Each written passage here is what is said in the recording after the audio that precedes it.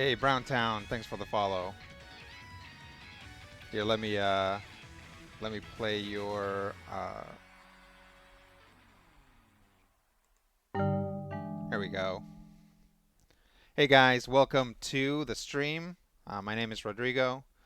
As many of you know, uh, we have been doing a Pokemon Shield run that is based around um, Poison type Pokemon. So we're only doing every Pokemon in our party is a Poison type. And yeah, let's keep it rolling. I hope you guys are having a good day. If you're not, I hope your day's getting better at least. Um, and yeah, let's play Pokemon. Oh, hey Lagnus, what's up?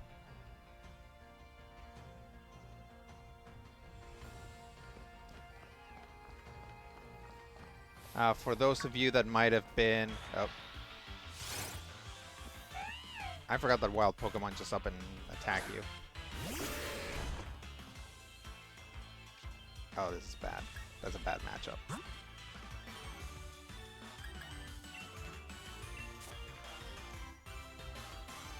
Yeah, so if you were here yesterday, you know that we were troubleshooting the audio. I think I finally got it figured out, but it might be a thing where I kind of want to use self-destruct. See what happens. Maybe later.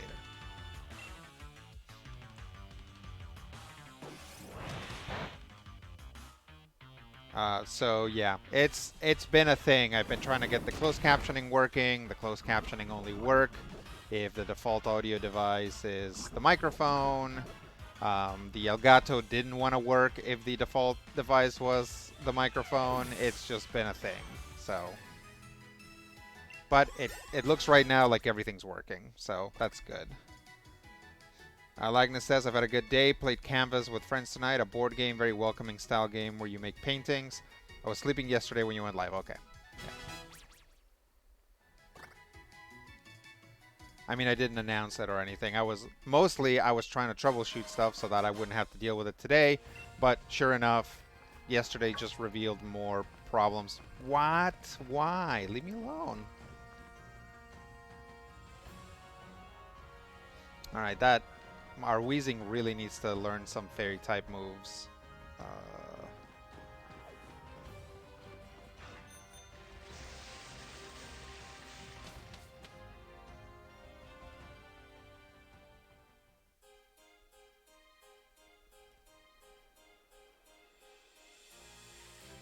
Let me get out. Oh. That's stupid. I'm like, oh, let me get my fighting type out. I forgot that I've been playing Legends Arceus too. I forgot that in this game you can just switch your party whenever you want. Oh, and I actually have my fighting type already. Alright. Let's put Ribitina at the front of the party and hope for the best here.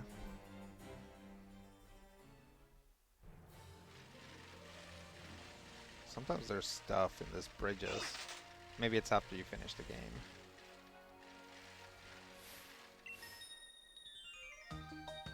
As a model, I'll show off the appeal of my partner Pokemon. Oh, that's nice. You notice that she wears a Liepard outfit. That's cute, right? Hopefully it's not real fur. Of course. Is my Pokemon faster than that Ribombee? I mean, it is with a bullet punch.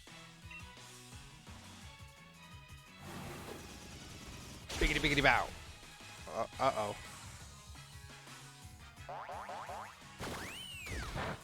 Okay, that's good. I think that pollen move. I think it's a bug type move. Like pollen puff.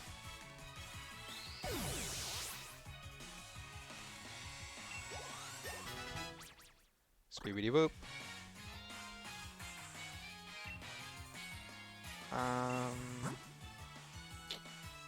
Bug flying.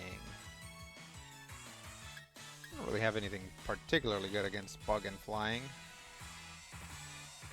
Something particularly bad against bug and flying. Let's get Root out, or Crud Papers out there. Hey St. JW, how's it going?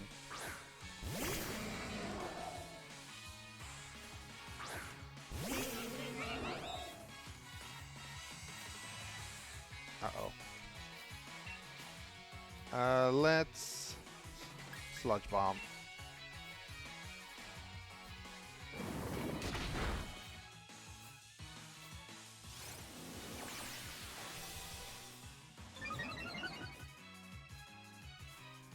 Browntown says, I missed a little of the preamble. Is this a normal challenge play with the poison types, or is it also a Nuzlocke rules? It is not a Nuzlocke. It is just trying to use nothing but poison types. It's in fact like probably easier than a normal challenge because I used my other game to breed up some like really good stats on these poison types. So it is really just like, weirdly it's kind of a roleplay thing, like that the trainer, we're calling her Petunia, and we're kind of going through this adventure kind of talking about what she likes and doesn't like. We've been saying that she keeps a Venipede in her hair. That's why it looks like that. So yeah, we're kind of simultaneously playing through the game, making fun of it, and also, you know, thinking about this character. I'm gonna self-destruct and see what happens.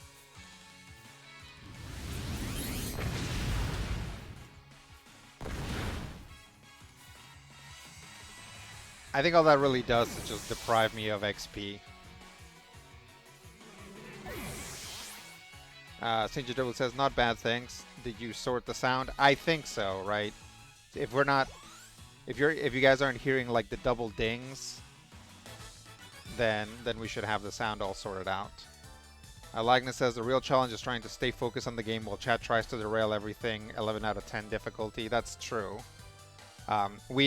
This game kind of moves at a crawl because I just stop to talk to the chat all the time. Okay, I'm gonna go back to the Pokemon Center because gratuitously blowing up my Weezing was just not a good idea. Oh, nice. I'm glad you like it.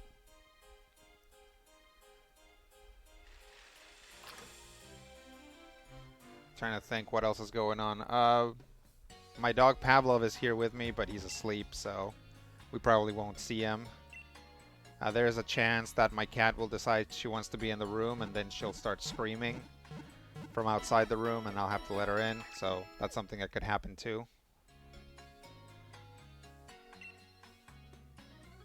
Okay. Now let's go. I guess I could try and also see if anybody needs levels.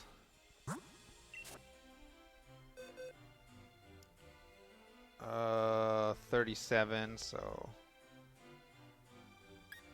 40, 36. Ooh, that's, yeah, Power Nap is actually starting to get really underleveled.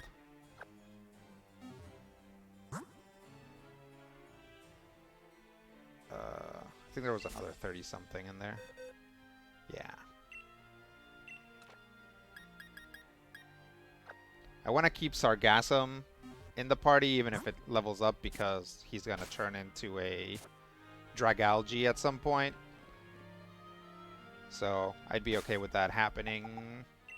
It sucks because I'll lose a water type, but I mean, dragon types are like immune to so many things, like, and it's not like it loses stab on water moves, but that's not as big a deal.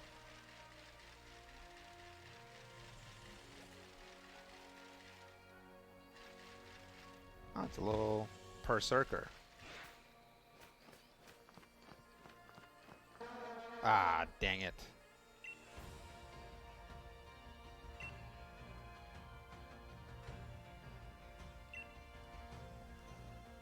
Oh, okay. They're just blocking the road. All right, that's fine. Yeah, let's go.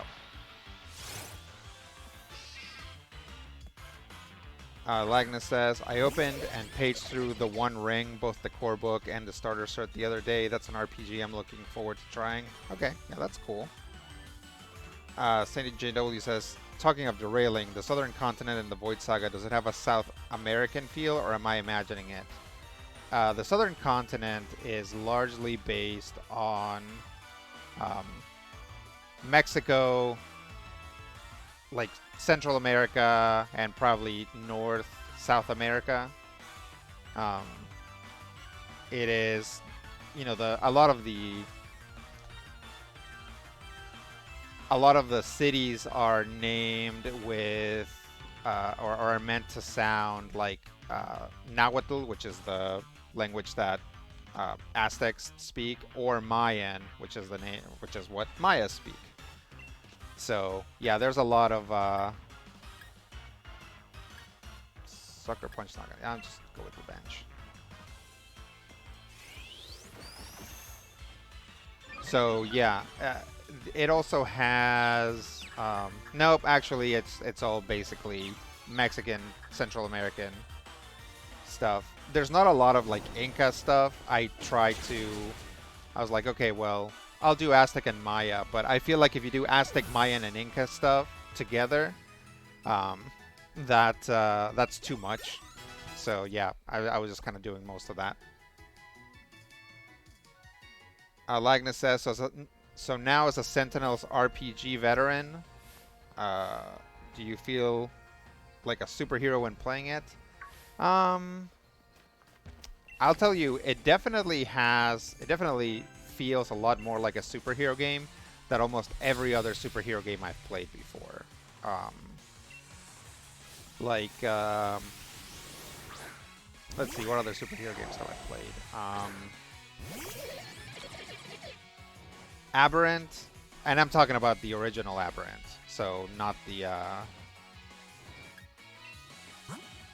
the newer D21 or whatever. Um, but Aberrant always felt like that game always felt like it was out of control. Like your character was always like either too good or not good enough at stuff. Um, so yeah, a lot of the time you felt like a superhero, but then sometimes you were like actually like doing X, Y, or Z thing is really difficult just because of the way the game is set up. Like you could not have like Magneto's powers um,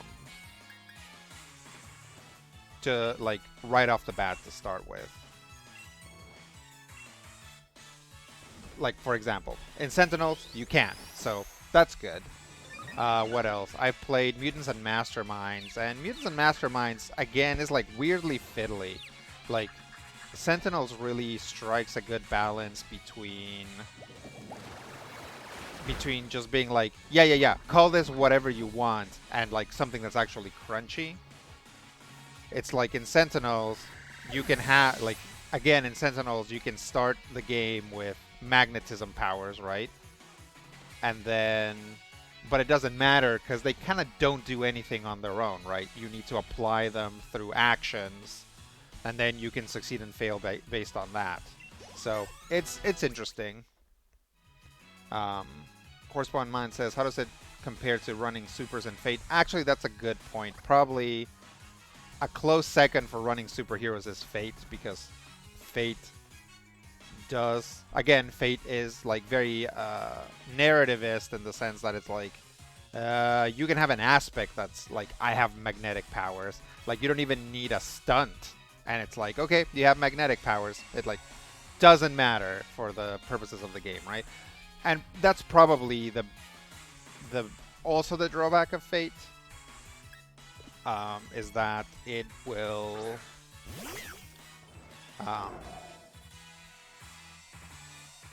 like there's no crunch to your powers unless you make it a stunt, and then you're kind of limited as to what crunch is going to be. When you're playing and you're doing stuff, like it does feel like you are being a superhero because especially when you create scene aspects, right? Like superheroes very often affect the environment, right? They like pick up cars and throw them and stuff. So it's like, yeah, you can do something like, oh, like Professor Disaster King did, right? Where he's like, I'm going to like vibrate a sinkhole into existence, and that's something you can do in Fate.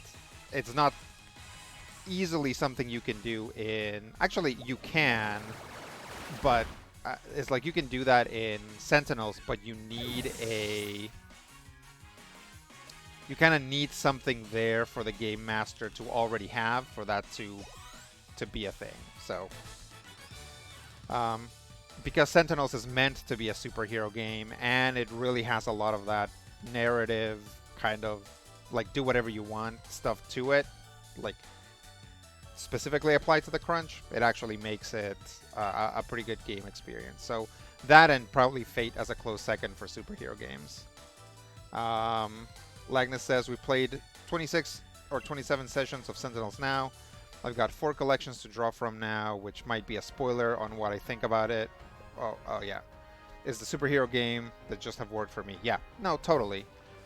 The thing about yeah, come and get cat. The thing about Sentinels, um, as I look at it, especially because of the principles, might be a game that isn't very good at drawing kind of or at creating games in the full like gamut of superhero stuff, right? It's like, does Sentinels do like anti-heroes well? It's like sometimes it feels like maybe it doesn't. Or like you have to basically spend more time sort of revising your principles. What's it trying? Nasty plot. No.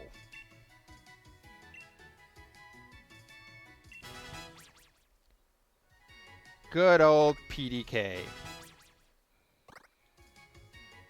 Yeah, I had a lot of fun playing Professor Disaster King.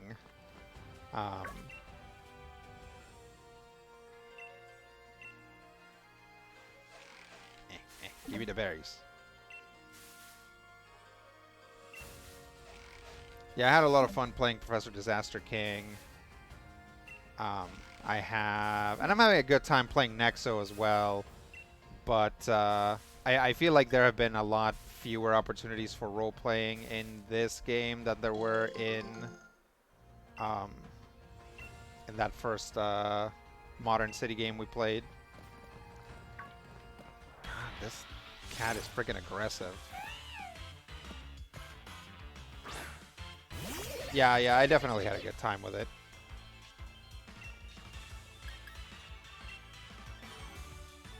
I mean, like, Steven loved that game.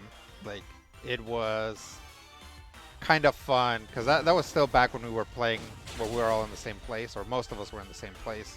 So I would, like, watch him play that game, and he was just so happy. Like, Steven kind of went all out for Modern City, and, yeah, he just, like, really enjoyed it.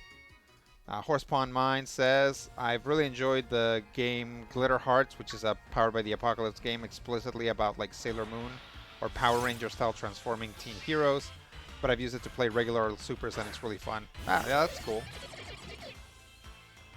Yeah, that's the thing is like nowadays, like, you know, it makes me really old sounding to say this, but with the internet, the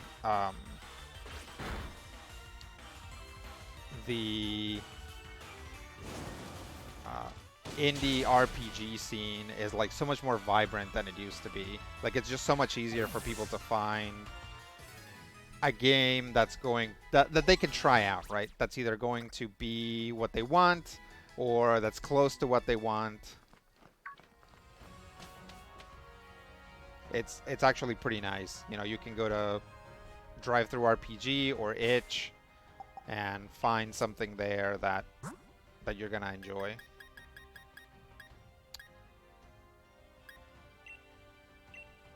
Let's do Moo Moo Milk. Sijido says, due to my daughters, I may know all the words to Sailor Moon. Yeah, I mean, it's a good song. Horsepawn Mine says, was that Modern City Games Steven's first non-D&D game? What a milestone. No, I don't think so. I mean, maybe. I guess it could have been. I feel like we had played something else before that, but maybe we didn't. Oh, these jerks are psychic. That's actually going to be an extreme problem. Alright, tell me I didn't swap out my... Yes, I did! My dark type. Oh, well, I got a bug type. This guy's like a rock type, too. Wow, this is a terrible matchup.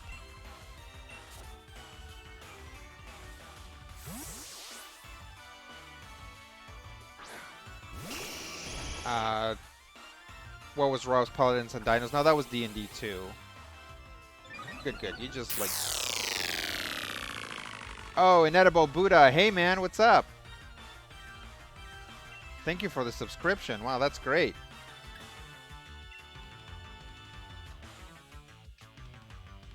Oh, it levitates, of course. Yeah, keep using rock type moves on this guy. That's good. Don't use your psychic type moves. Those are broken.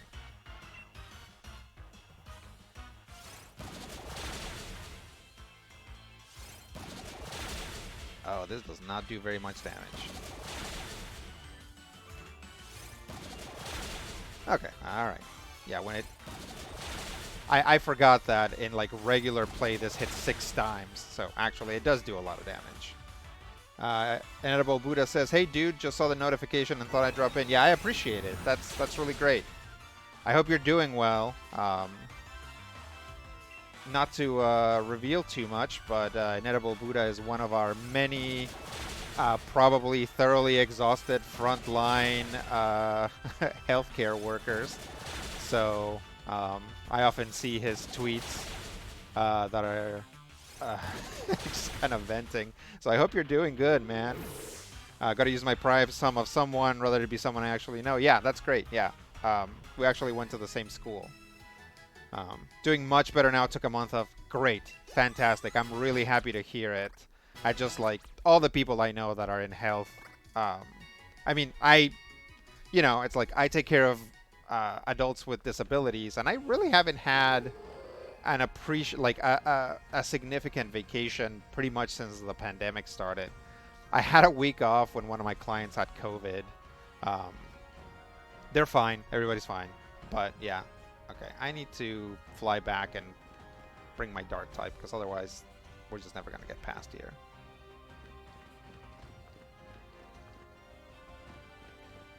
Yeah. Ghost types and psychic types, that's not great.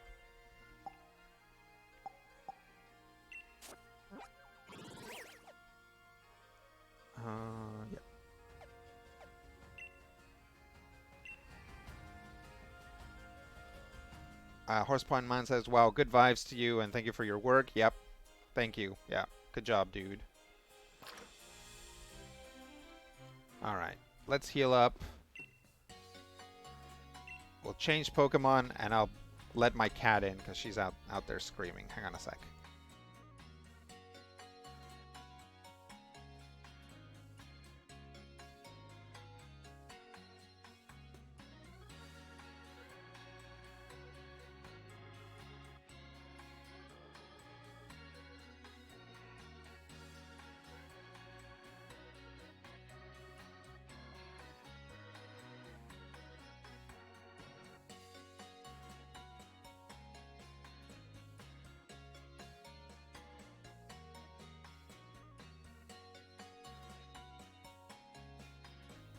Alright.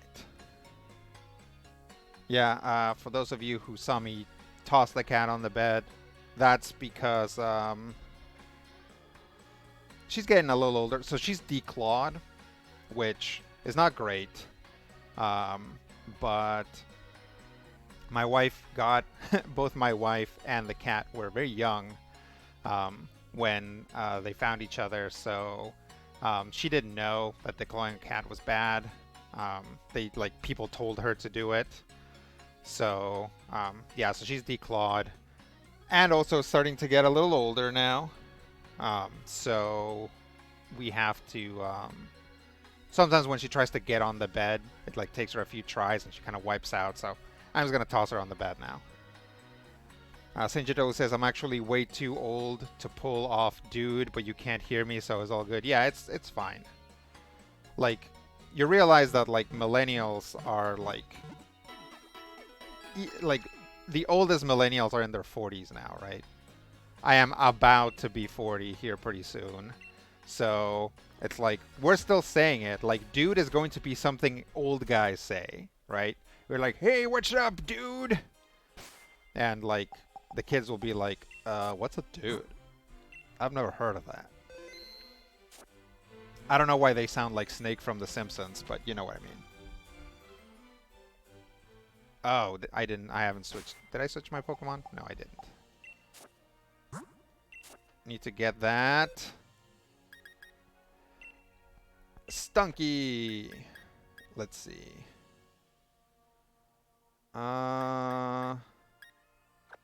Yeah, we just got Crud Papers, but we'll switch them out for Stunky because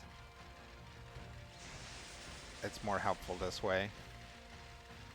I've already... Ooh, a Galvantula. That's cool. Saint Jado says, I remember 40, sigh. Horse Point Mine says, hey, I say use the word dude whenever you want, unless somebody doesn't want to be called dude. Dude responsibly. Never too old for dude. Yeah, I mean, that's true. So one of the important things that we need to think about is that some people, it's like when you say, man, I need to do this or this, like, it's like you might not be thinking about the fact that you're saying man to someone, but if somebody has like some amount of like gender dysphoria or something, they will like sense it that way. So I've really had to watch myself being like, dude, that sucks, like around trans people, because it's like, it sounds like I'm, you know, like a trans lady. It sounds like I'm calling her dude, and that's terrible. So it's an important thing to keep in mind. It's Night Slash. Inedible Buddha, 40 was fun, 45 less so, 50 concerns me. Yeah, well, what are you going to do? You're going to get there anyway, so you might as well try to do your best. Well, I guess there's no guarantee that you're going to get there, but you know what I mean. You can't dial it back, so you might as well make the best of it. Oh, I have to go down this ladder and fight this person. Lagna says, I'm usually not that into playing RPGs in well-established settings like Lord of the Rings and Star Wars, but there might be room to have fun in the One Ring, I figure. I mean, if you say so. Honestly, I prefer to not play in established things because, I don't know. It's just, often it's very hard to... It's like you almost have to play something whose themes are different from the main work, right? So if you're playing in the Lord of the Rings setting, and it's like you have to...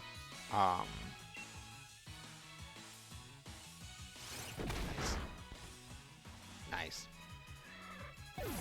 It's like, yeah, you can't play something that has the same themes as the Lord of the Rings. You have to play something slightly off, because you already have like Aragorn or heroes of whatever age you're playing running around doing that. So you kind of have to play something else. It's like a lot of Star Wars games, like in order to make a Star Wars game work, it kind of has to be Rogue One or something like that, right? Something that like sort of gravitates in a different place than the main games.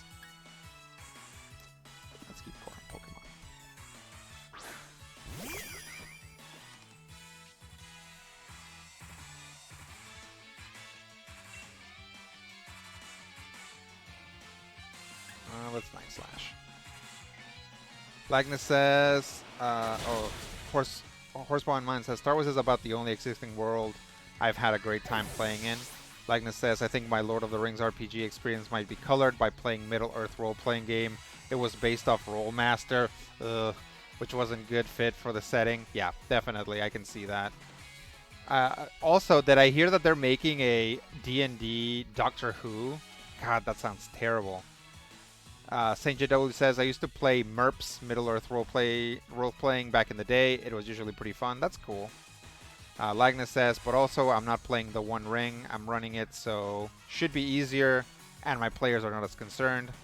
Oh man, and I just dunked on Merp. It's fine. D&D Doctor Who sounds even worse than D&D Dark Souls. Yeah, I'm not sure, but I thought I heard something. It might just be like, I think it is just like D20 that's loosely based on 5th edition. But even then, it's like, I mean, unless they're going to invent a whole bunch of subsystems to make that work, it's gonna be tough. Was there no? I thought there was like a thing down here for me to grab. Maybe not. See, that takes me down there. Where does this take me?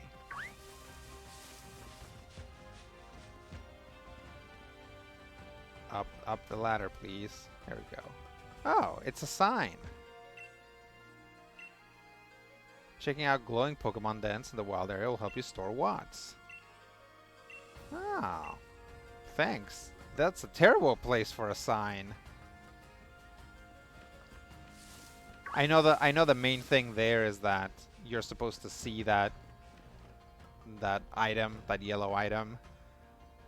But still, I just think it's really funny that they decided to put a sign there. Let's see. Lagnus says they're working. Yeah, they're making everything D&D. I am so uninterested, but I understand why it sells. Many people will only play D&D. Yeah, that's true. Horsepoint Mind says, to be honest, I've never really understood how a Doctor Who RPG would work. I've got some thoughts. Saint JW says, we lived for the fumble tables in MERPs. Yeah, I mean, that stuff is fun. Lagnus says, I'll play anything but D&D. Horsepoint Mind says, good on you, Lagnus, balancing the scales. Yeah, I mean, I'm kind of there too. I guess I'll play it. If somebody runs it, then I'll play it, but I'm not. I am on the record as saying anytime in the near future, I am not running another D&D game. And that includes like my personal like table games. Like, no thanks. Okay, so how would a Doctor Who... Okay, hang on a second. This is why we don't ever get very far in this game.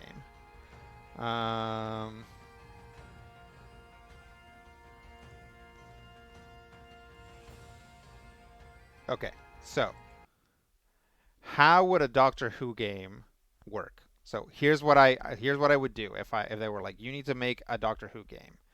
So it needs to be an investigation heavy game, and the Doctor is an NPC, right? Nobody gets to play the Doctor, or sort of everybody plays the Doctor.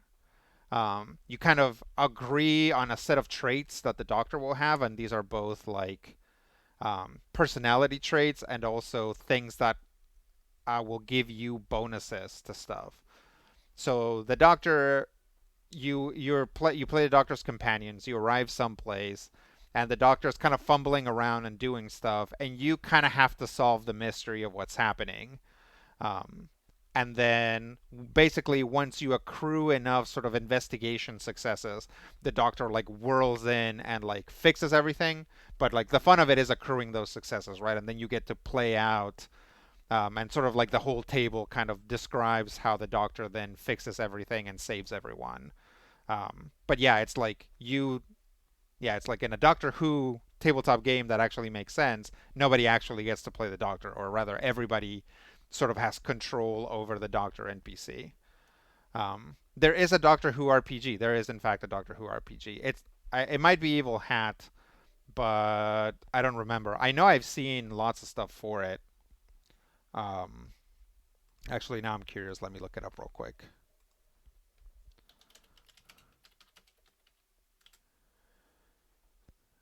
The Doctor Who role-playing game, formerly Doctor Who Adventures in Time and Space. Cubicle 7. So yeah, it's a British game. Oh, but it's based on Vortex. Oh, wait. Yeah, no, that's different. I was like, oh, I know Vortex, and I'm like, oh, no, wait, I'm thinking of Cortex. That's something else. All right, let's get back to the game.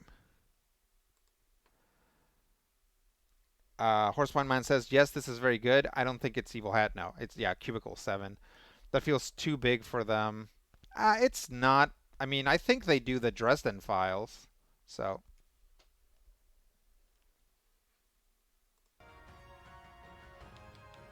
why is my controller not working now? Oh, because I'm still reading. Okay. Whew.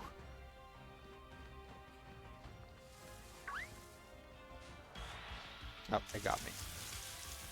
Sakarat says, this conversation is reminding me how disturbing the Dark Souls RPG based on 5e seems. Yeah, I'm sure. Scotty Moe says, there's a pretty good podcast with a group playing Doctor Who. Riley Silverman is their doctor, and she's great. Oh, that's great. Yeah, that's the other thing about, like, my idea for the doctor thing is, like, you can pick an established doctor, but actually it's probably more fun to make up a new incarnation of the doctor and just have, like, basically your own group's doctor. So, Cubicle 7's Warhammer Fantasy and Soulbound are both neat. Oh, that's good. Ground type. Well, let's Night Slash it. Night Slash.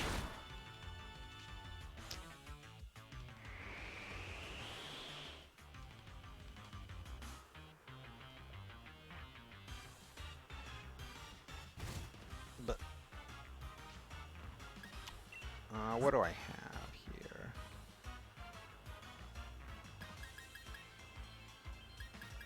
Nothing that's going to make this any faster, so we'll try this. WHFR is another one I played in my youth. I don't think I'm familiar.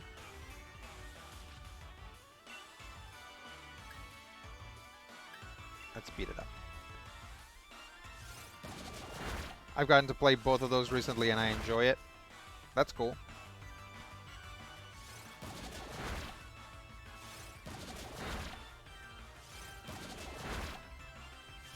Yeah, the good thing about Beat Up is that, like, you can go get a sandwich during its animation. Boo.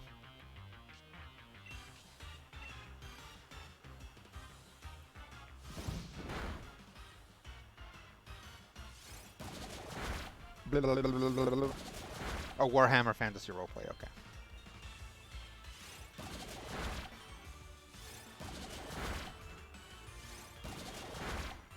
Yeah, Beat Up doesn't do a lot of damage for each hit, which is why it has kind of become an important move, because there are some Pokemon that have an ability called Justified, which basically you get your attack and special attack, I think, go up significantly. If you are hit with a dark type move. Well, that's not good. Let's swap out. We'll try this.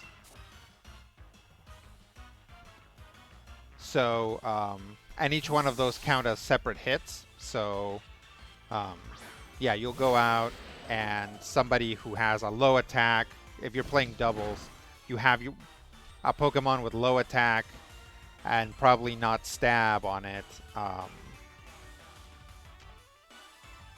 Let's bite.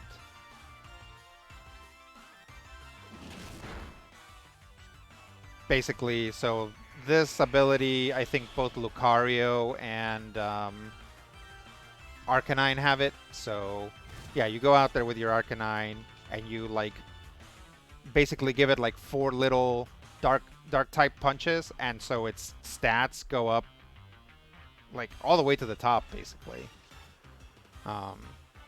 because each one goes up 2 stages. So it's a setup that, you know, there for a little while was pretty good.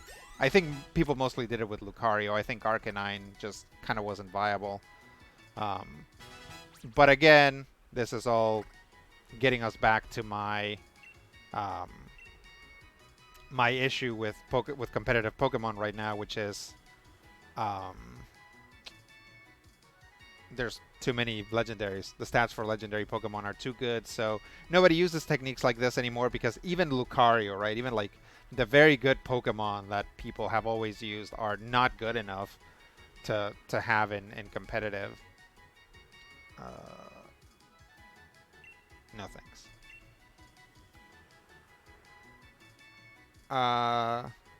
Warhammer Fantasy is really swingy and feels tense thanks to their advantage system. That's cool. Lagnus says Warhammer Fantasy was the first RPG with a campaign that wasn't just Dungeons and Dragons and Dungeons and Dungeons. And it's been remade and re-released by Cubicle 7, Enemy Within. Sejido says Enemy Within was epic. Well, that's cool.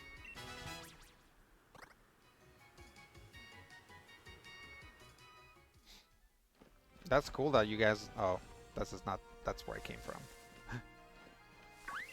A Glimmer. X defenses.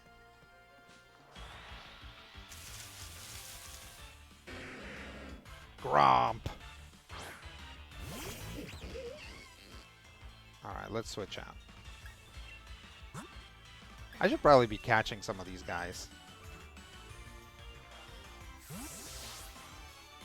Any Pokemon meta that heavily features legendaries is enough to turn me off. Yeah, me too. I just don't go anywhere near it now. It's like... I find that a lot of like the clever... like the clever stuff still features other Pokemon because they're... You know, because there's a ton of Pokemon to choose from and stuff. But yeah, it all comes down to like, oh, I have this clever trick. And now here comes, what's its name? Calyrex or whatever. You know, and it's like, okay. Cool.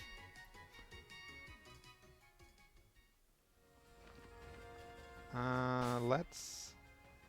Actually, can I just camp? Yeah, just make a little camp. It was hard enough for me to get into breeding, but I am not going to sit and reset for legendary with perfect IVs or whatever, or grind bottle caps. Totally. Yeah. I mean, that's something that I would do if I cared about it.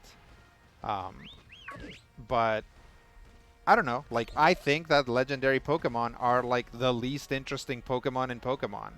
You know, it's like all of these little weirdos are a lot more interesting.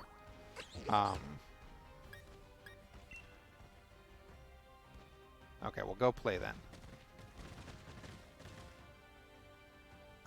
Let's cook.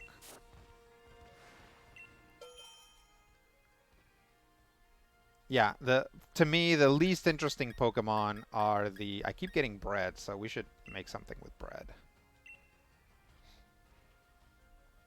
And I think you probably want to make things with like the same type of berry.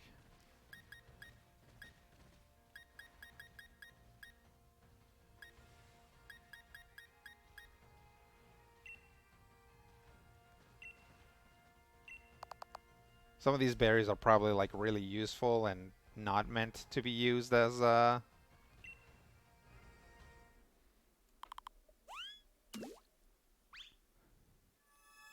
in making curry, but whatever. I almost never use berries. Lagnus says, I think Pikachu is the most interesting Pokemon. I mean, Pikachu's cute. I actually had a good conversation with someone the other day about... So basically the deal is Pikachu was never meant to be... You know, wasn't meant to be as popular as he was, right? And you can see that because Pikachu is actually kind of rare in the first game. And then the fact that Pikachu, like a lot of first stage Pokemon, because originally he was created before Pichu, like a lot of first evolutions of Pokemon, has really terrible stats, right? It's just like you're supposed to evolve it. So, dry toast curry. Mm-mm-mm. Oh. Yum, yum, yum, yum, yum, yum, yum. Military class, how dare you?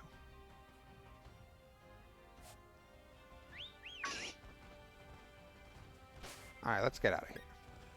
Sorry guys, not a lot of time to play in the tent today. We gotta get out of this route. But yeah, right, so Pikachu, because when you play Pokemon Go, he's the only Pokemon not making horrible screeching noises. I guess that's true.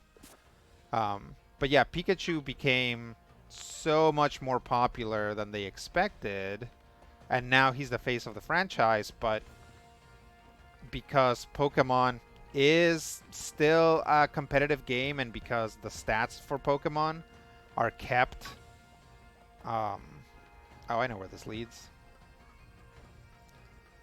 Because Pokemon stats are kept as part of the legacy, Pikachu continues to have terrible stats. That's why they created the Light Ball, right? Which just like... I think it doubles Pikachu's attack and special attack. And it's like, well, maybe that would make it more viable. It doesn't because it's too slow, right? And speed in Pokemon, it really is king. Like, it's hard to do anything if your Pokemon isn't very fast or doesn't have some sort of like wacky trick room setup ready to go. Did I just walk back to where I was? God. I should pay more attention. There we go. This is what I'm supposed to be doing. I like Bullaby.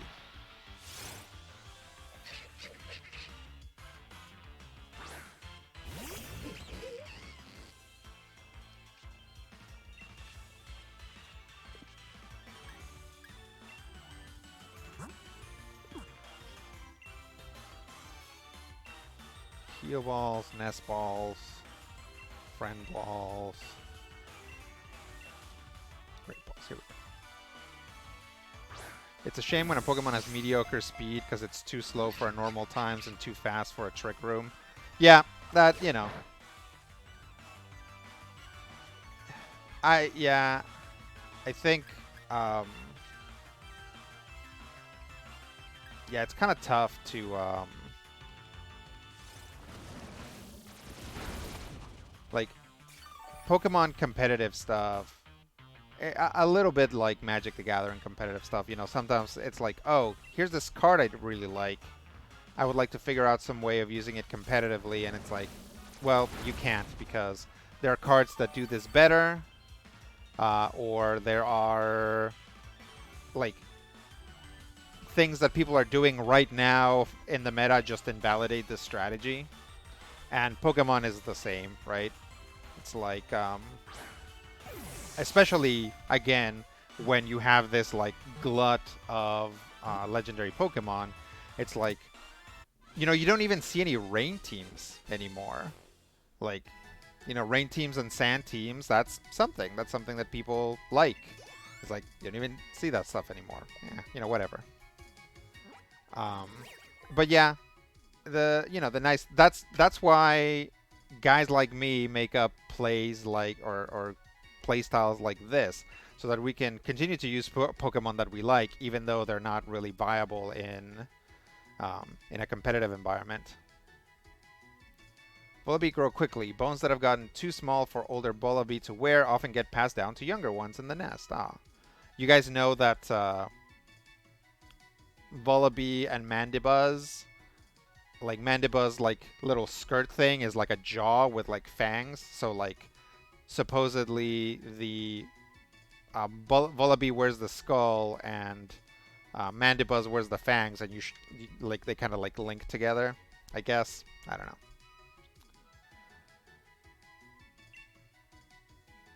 Would you like to give it a nickname? No. Send it to a box, please. Okay, let's save the game. I feel like I haven't saved in a long time. And then, just give me one quick second. Gotta take some medicine. Where's this? Yep.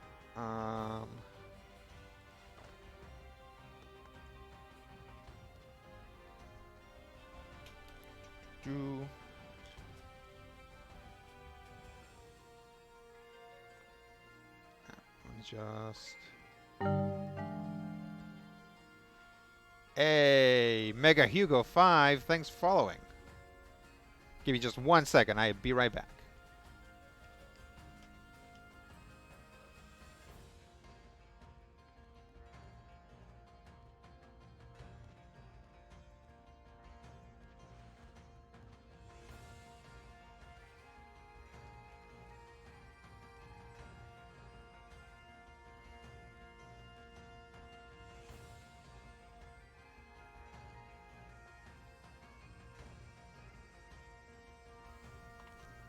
Okay, just gotta log something real quick.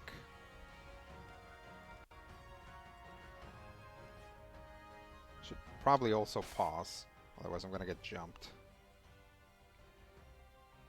Yeah, thank you for following, Mega Hugo. We are, yeah, if you're just joining us, we're playing our poison type run.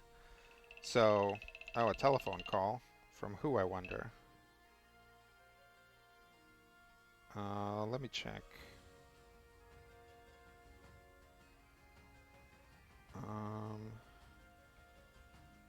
A lot of things are happening all of a sudden. I just need to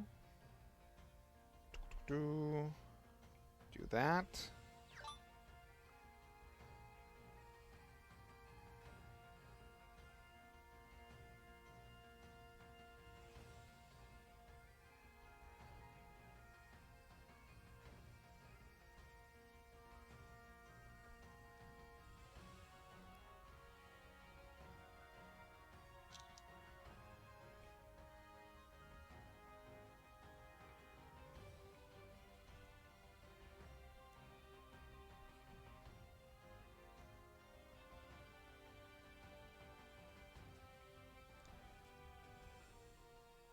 Okay. Sorry about that, guys. Sometimes you just gotta settle some stuff to keep going. Lagnus says, also reference to your career as a professional podcaster. Matthew comparing a Mobius comic with Tintin, as they're both European, had me laughing pretty hard. Yeah, I think... what was it? There was a comparison that oh yeah, somebody compared the Incal to Valerian and... what's her name? Valerian and Laureline? And I'm like... that was Steven's comparison. I'm like, that's a fair comparison. But yeah, when he's talking about Tintin, I was like, or Asterix, right? I'm like, that seems like a bit of a stretch. But you know, I'm like, if he can draw that parallel, then go for it. But yeah, they seem very different to me. And I'm sure to Europeans, I mean, yeah, it's like. I'm trying to think what would be the equivalent for me. It would be like if somebody listens to like reggaeton and be like, yeah, this and like Julio Iglesias, or like some other, you know, relatively, or like Placido Domingo. This really reminds me of Placido Domingo, and it's like, no, those are just the only two Spanish-speaking acts you've ever heard. This is not very Placido Domingo-like, in fact. I would kill to see Tintin try to traverse a Mobius landscape, right? I feel like he would immediately get captured and thrown in a vat of acid. Well, he would get captured and then... what's his name? What's the little dog's name? Like Smarty or... Well, anyway, his cute little dog would have to, like, break him out. Snowy, that's what it is.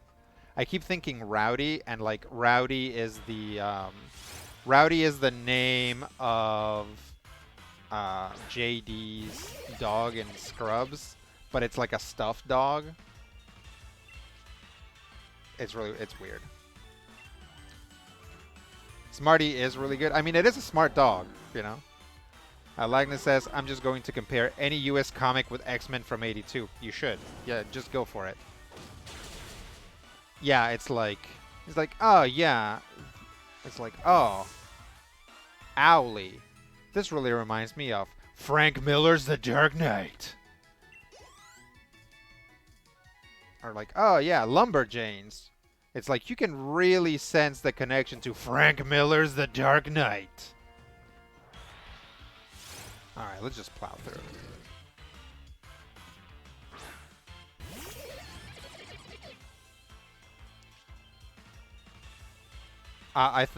Running Klepto says, I thought most older Marvel fans did. That's a good point. I guess I kind of do.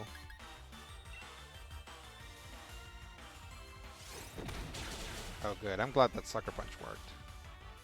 Horsepoint Man says, I love Matthew, but that comparison has a little bit of the same energy as that Boss Baby tweet about movies. Uh-oh. Zal says, how goes it? We're good. We're doing good.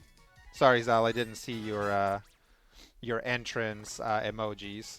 I kind of got distracted. Milou, Snowy, the wire-coated fox terrier. I'm deep in the Tintin lore. That's cool. Yeah, that's good. I mean, Tintin's fun. Like, I remember I want to say my grandma had Tintin comics around. It's like, Tintin's been around for a long time. Hup.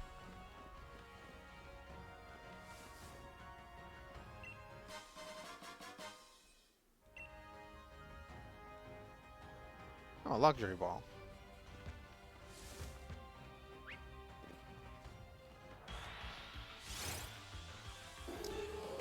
Oh, wait. This is still a really bad matchup. Maybe we can Sucker Punch it before it does anything. Oh, Bullet Punch. Steel. I always forget that Steel beats Rock.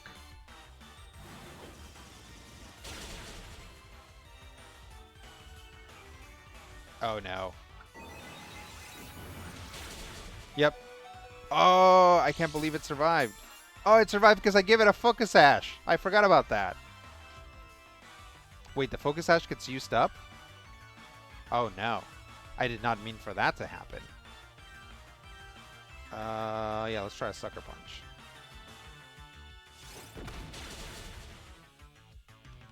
I did not realize that the Focus Sash was actually a one-time use item. Or does it mean that it won't... that it can't get used in this, go around again? Let's see.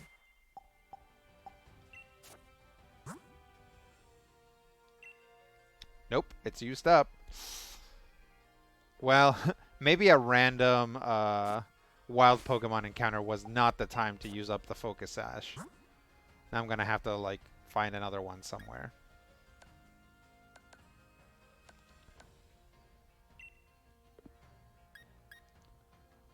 Uh, 50, 30... Yeah, let's just give it... It's like, oh, hey, Pokemon, you seem injured. Here, drink a bunch of soda.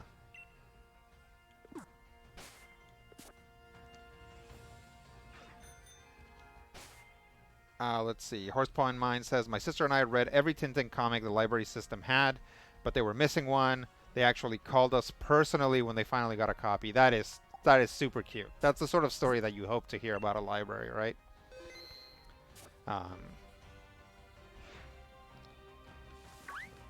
That's also adorable that, like, you and your sister were like, do you have the new Tintin in? And they're like, no, kids. Sorry. There's something in there? Looked like there was. Hop, hop, hop, hop, hop, hop, hop.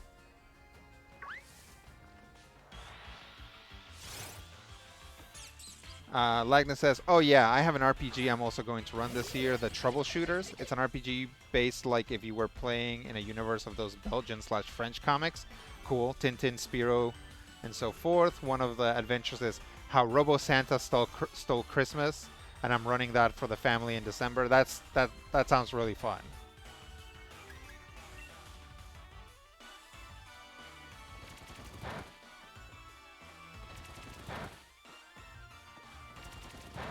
You know, I was kind of excited for Togedemaru when it came out, but I'm pretty sure it actually doesn't learn any steel-type moves, and I'm like, well, what's the point?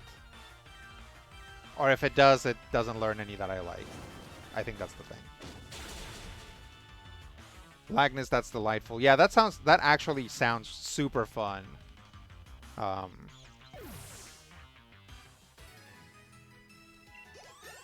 it's like a bunch of like kid detectives like running around and doing things, or like, yeah, I guess it would probably be like an assortment of characters, right? It's like a kid and an old sea captain and like somebody get to play a dog, or is the dog an NPC? Zal says time to do my arena dailies. That's cool. I did mine earlier today, and let me tell you guys something. That deck with all the with all of the animals that turn into equipment that I made is not very good at all. It's in fact like I have yet to win a game with it. So that's not super great, but I made some other decks that are good. Yeah, reconfigure. Yeah. Currently saving up to get the ukiyo-e lands. Yeah, I just really debate that. I was like, I didn't get the Innistrad like etching lands, even though I like them a lot. And I was like, yeah, I don't think I want to do that, but the Neon Dynasty lands look really good. And I'm like, man, I think I want these. You know, it's like, am I gonna pay money, actual real world money for these? It's like, I think I might, you know.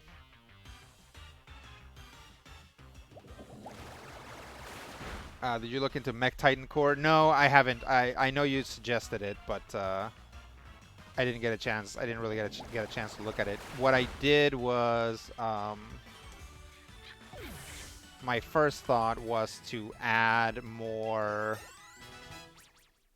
creatures, like basically, because the problem with the deck is that it's very mana intensive, right? It's like constantly reconfiguring things can get very annoying. Or rather can get very costly, so I took out a couple of the ones that had higher cost to reconfigure, and I put in some like smaller creatures that you could equip things onto, and you know, it like the deck also doesn't have a lot of answers, so I think this is going to be a work in progress. I was hoping to, you know, have it put together pretty quickly, but it just kind of not doing its thing. However, my green-white enchantments deck that I already had is looking really good, especially with new Kamigawa tech. Those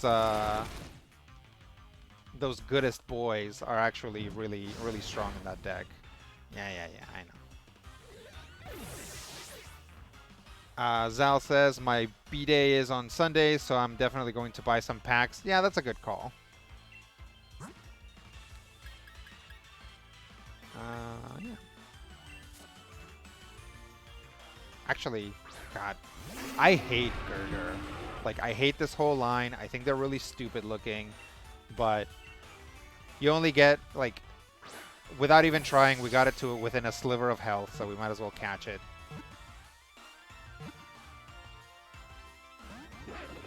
But of course we don't catch it, and now he's gonna slam us. Yeah, this is one of those things where I'm like, you know what? I don't even like this Pokemon. I'm just gonna eat it. Poison Tail. Horsepoint Man says, I always kind of wish they changed types as they evolved. These clown ones, these like clown buff guy ones, grass to steel to rock.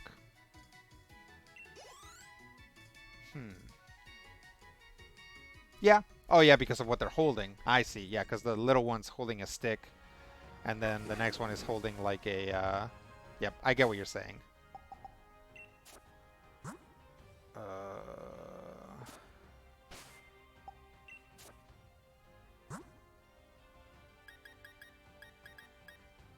We get a regular revive.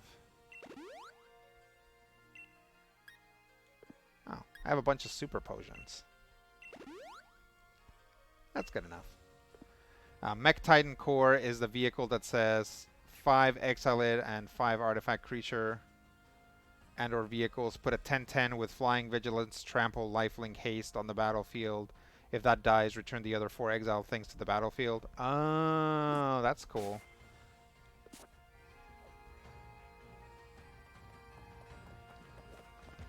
Yeah, I gotta read into it. We'll see.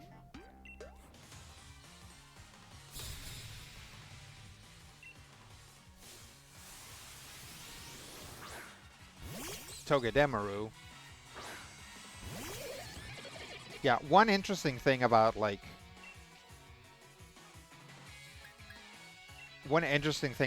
Pikachu clones, I think, is that, yeah, every generation has a Pikachu clone, and also I think that they don't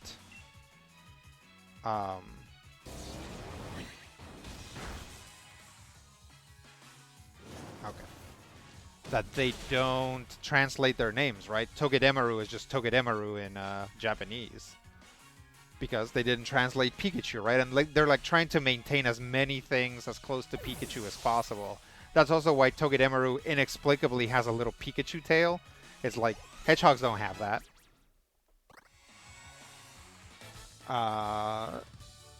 I should probably sleep now. Have a good one, Rodrigo, and chat. Thanks for the talks. Yeah, thank you, Lagnus. Thanks for stopping by. Oh, Run and Klepter redeemed NPR voice. As you all know, Togedemaru is a steel type as well as an electric type. This makes it very strong because steel actually is one of the strongest defensive types. However, it's not as strong as it could be, as steel and ground, or rather as electricity and ground are both, no. As both steel and electric types are vulnerable to ground type attacks. This actually makes Togedemaru not a very good Pokemon in a lot of situations. Oh no.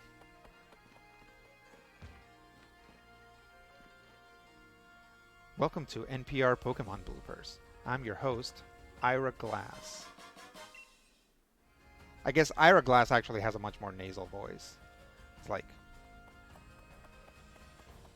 today, one Pokemon, finding itself alone in the wilds, has to go through and prevent its little tail from getting put out in the rain. This is the story of Charmander. Now, well, there you go.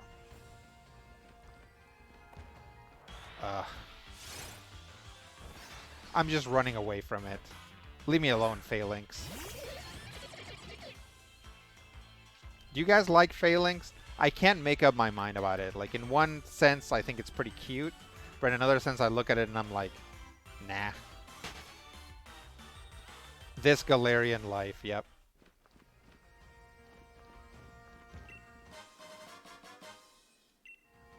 Today, we all take, it's like, yes. It's like, you hear a cawing sound, and a box appears before you. You enter it, and it takes you anywhere you want. But have you ever thought what it takes to train a Corviknight to carry you any place in Galar instead of murdering you? Today, in this Galarian life, the life of a Corviknight trainer.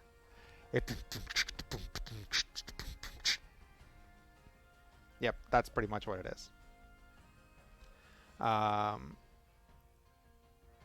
I think it's cool, and I think Phalanx is a good name for it. Yeah, it's like Phalanx, right? Horseblind Man says I would be a lot higher on Phalanx if it was a bug type, but right now I'm like those are just some little guys. Who are they? That's true. I've always been weirded out by Pokemon that are multiple Pokemon, right? That's like the weird one of the weirder things to me about Pokemon is some Pokemon are just multiple Pokemon. Did I get everything I was supposed to get? Whatever. Whew. Now, should I fight these guys or should I just keep going?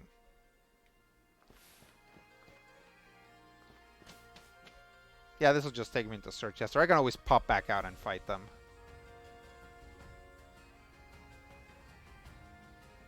Oh no, this is just Route 8. I wonder if there's any sort of respite over here. This lady will probably let me rest in her tent. That's probably what that's about.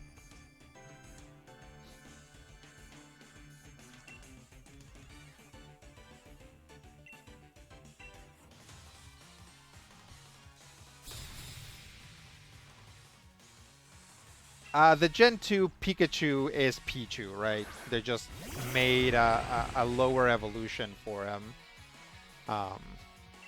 And then I think the next gen is like Plusle and Minoon, right? Oh, sweet. This is actually not a terrible setup here.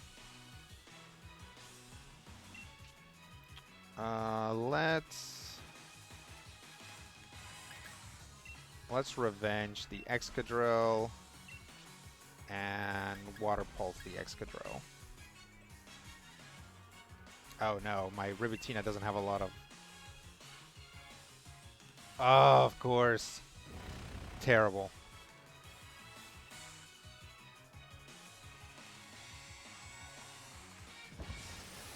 This is what my life was like playing doubles at the beginning of this game's lifespan.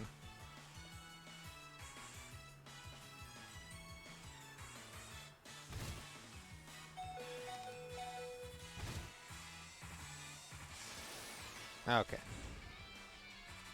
Let's swap out... Let's swap out Ribitina for Screech Power. And then we will Water Pulse. Let's Water Pulse the Excadrill anyway. Then they made then they made up for it by kind of having 2 in Gen 7. Yeah. This horned businessman is giving me some old Dilbert vibes. Yeah. Yeah, the Galar businessman, it doesn't look very happy. Like he's having some troubles.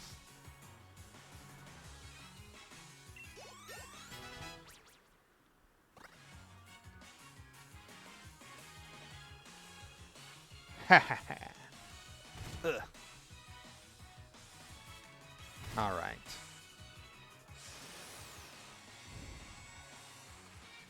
Yeah, see, like, sand teams are fun, right? You stack this damage, and then, oh man, each of them have 2. I did not plan for this. Let me bite the Hippo down and Water Pulse the Hippo down. Hippowdon? Zal says, the Arena midweek event gave me a reason to play Demir Rogues again. That's cool.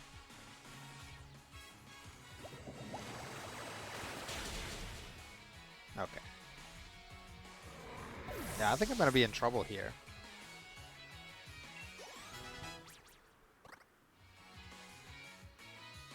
Let's learn Haze.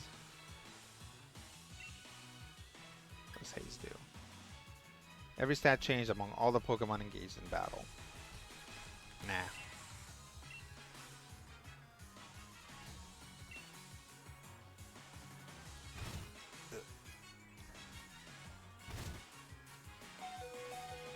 I might take a moment to heal Sargassum, because he's gonna be my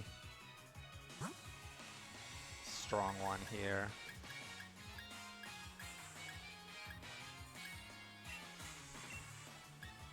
Kind of need him to not die. And then let's Water Pulse. Let's Water Pulse Lucario.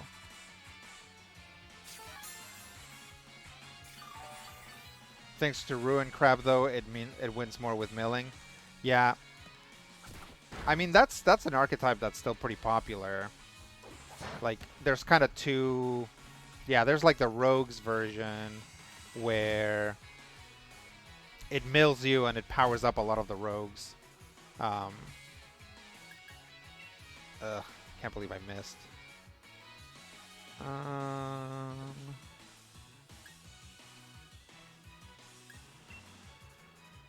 Let's wake up Ribitina, because I'm gonna... Or, yeah, let's get Ribitina back up to speed, because we're gonna need that. To the Berserker. Yeah, that mill Rogues deck is pretty ferocious.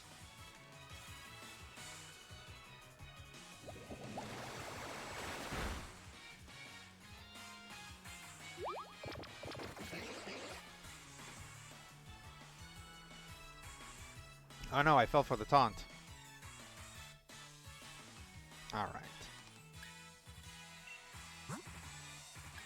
Let's get Ribitina back out there. And then let's Water Pulse. Sakurat says there's a blue-red combo mill deck. Then there's two blue-red combo mill deck. That's cool.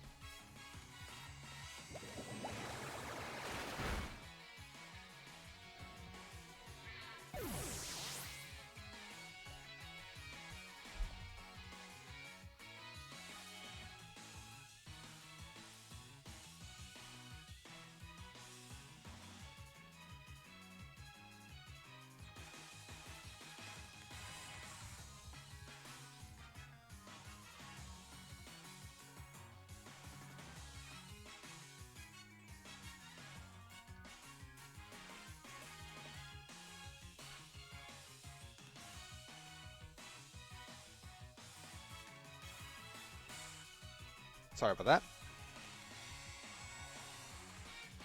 that. Though I won with combat damage more often. I mean, that's the good thing about that deck, is it, you know, really the strongest thing about that deck is that card denial, right? What does Aqua Tail do?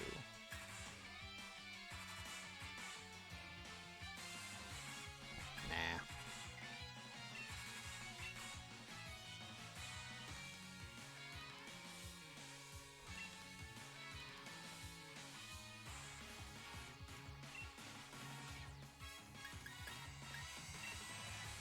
Revenge and Water Pulse.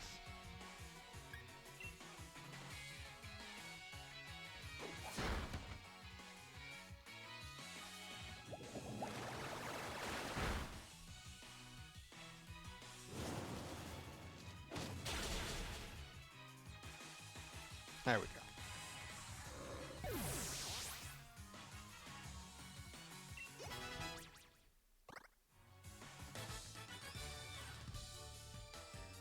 Your Pokemon are strong and cute. I'll sell this victory to you. I'm short on pocket change. Well, especially if you have to give me 6,000 bucks for losing. All right. Yeah.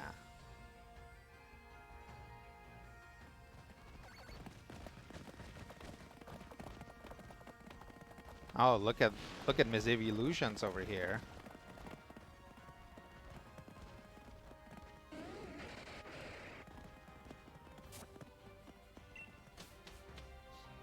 Well, I thought this lady was gonna heal me up.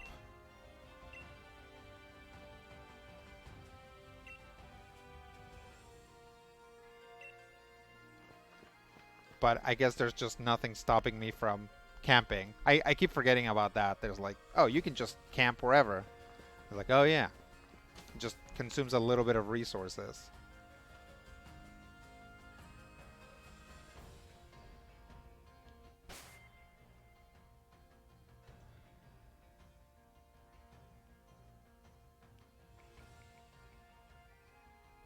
Do.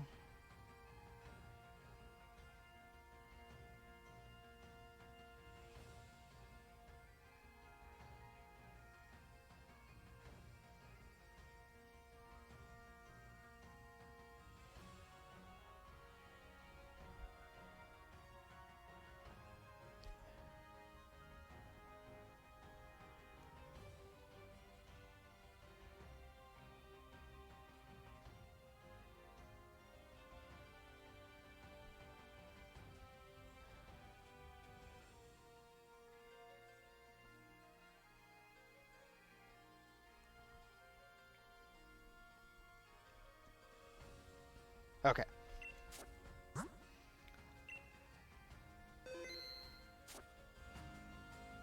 How are my Pokemon doing?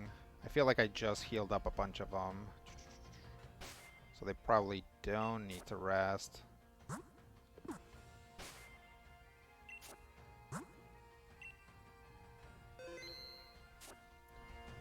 Zal says, oh, wanted to say earlier the green-white enchantment is strong, especially with the addition of Neon Dynasty. Yeah. Yeah, that was like Spirited Companion. Like a, you know, something that just, a creature that counts as an enchantment and draws you a card is very strong. It's actually like really sped up my green-white enchantments deck. I think that's okay. Gonna deal with some ice types, so actually let me maybe rotate some peeps out. See if Peppers can come out for Dr. Violet. There we go. Yep, that's right. It's a good boy.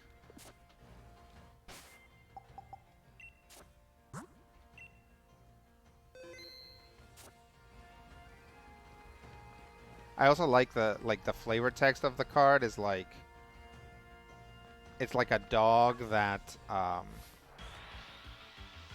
started playing with spirits and basically made a little pack of kami. It's like that sounds terrible. That's like, that sounds horrifying.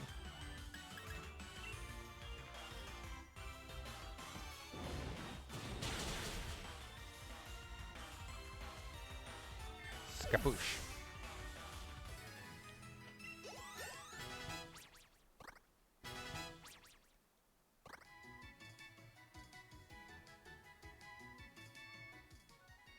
Alright. Yeah, I'll fight this. What is he, a cop?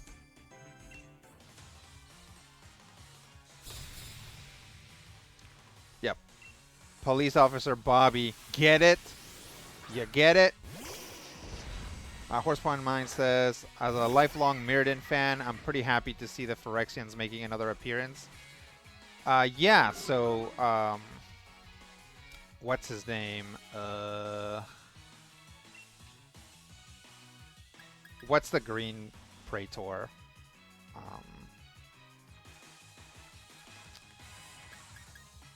It's Poisongasm. So the green guy was in, oh, Vorinclex was in Kaldheim, and then yeah, Jin Gitaxis is in Kamigawa, so they're kind of slowly making appearances and being like, yeah, we're coming back. It's gonna be Phyrexian o'clock soon. But if you think about it, like, New Phyrexia came out like years ago, right? It came out like a long time ago. It's like Magic has actually taken like a really long time to come back to it, even though I think it was actually a very popular setting. So we'll see. Yep. Yep. Thank you guys. that goes to show how involved I was in Magic at that point. Whereas, like, I actually did know the name of the Phyrexia, or of all the Phyrexian Praetors at some point. I should have switched Pokemon. That's fine. New Phyrexia was just before I quit Paper Magic. Yeah, New Phyrexia was like solidly when I was playing Magic. Like, I was into it. I was like, ugh, we're going back to Mirrodin. Nothing against Mirrodin. I personally didn't like the aesthetic of Mirrodin. And I was like, well, I might get some of this Mirrodin stuff. And then it's like, oh yeah, this is going to be about the Phyrexians. And I was like, what? And I started really paying attention, and then I got super into it. And I actually, in my physical cards, I have tons of Mirrodin Besieged or whatever, and New Phyrexia. Or Scars of Mirrodin, yeah.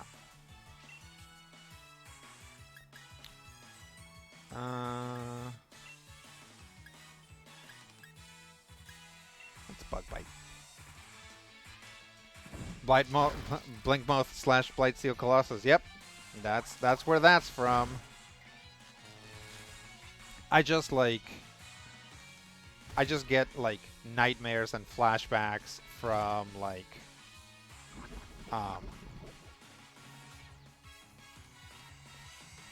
just having a decent board and then somebody freaking playing Elish Norn, right?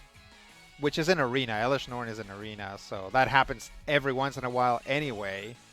It's just like boom, and then just like all your creatures die, all their creatures are bigger, and it's just like, why? Yeah, some of the Praetor cards were very strong. My Pokemon did their best, but they couldn't compete. Good luck in the future. You're under arrest. All the Praetor, or all the original Praetor cards are in Arena. That's, yeah, I know that Sheoldred was too, because I actually have Sheoldred in one of my decks. Does Sheoldred die in New Phyrexia in the story?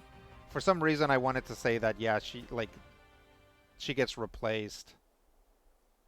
Ah, look at Circhester. Beautiful town in the snow. It only makes sense in Shield, where you have an Ice-type trainer. I've seen them all playing a ton of Historic Brawl. Oh, yeah. Yeah, playing Historic... I don't see... well, yeah, in Brawl, I guess you would, because they're legendary creatures. In Historic, the only ones I ever see are... Sheoldred and Elish Norn.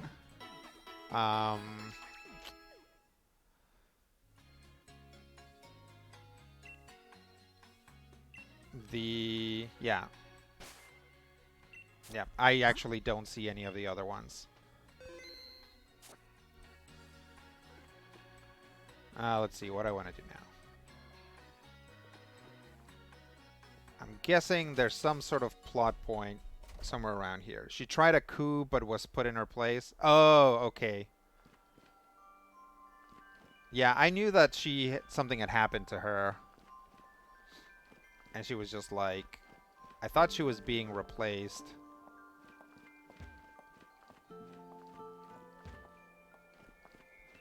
Elish Norn runs New Phyrexia. Urabrask is in exile. Okay. I knew about Urabrask. Like, basically... Did that little guy just, like, died? Oh, no. Like, take it easy. Hey, guys. You see what's down this way? You see it? You know what time it is. I hate old Vorinclex so much, but I really like new Vorinclex. New Vorinclex is... So...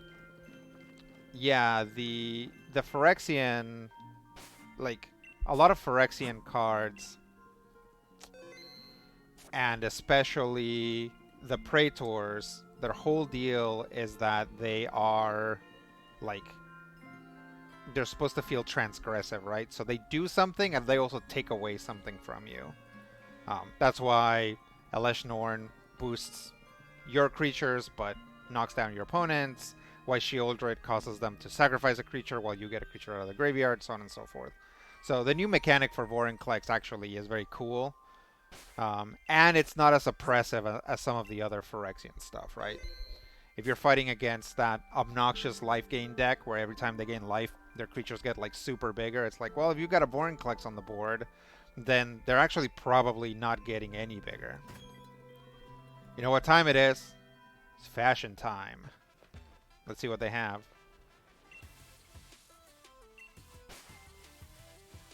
Can I? Yep. That's cute. I like that top. It's like, these tops are weird, right? It's like, it's got a mean looking Pikachu, and in the back is like a busted up Eevee. And then this one's like the reverse. It's like a mean looking Eevee with a busted up Pikachu behind. Nightshade. I don't know. What do you guys think? Should she go for like a more punky look? I do like these shirts. They look good on her. Oh. That's poisony, right? What's that? Is that a Pokemon? It kind of looks like a Pokemon, but I don't recognize it.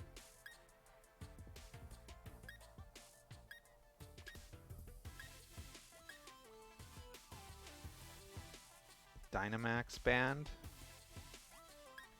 These are actually really cool. I don't know that they fit her.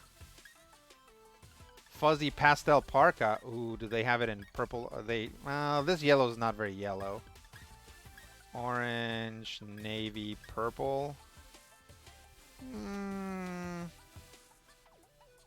It's not the shade. It's not a shade of purple that we would want. Or yeah.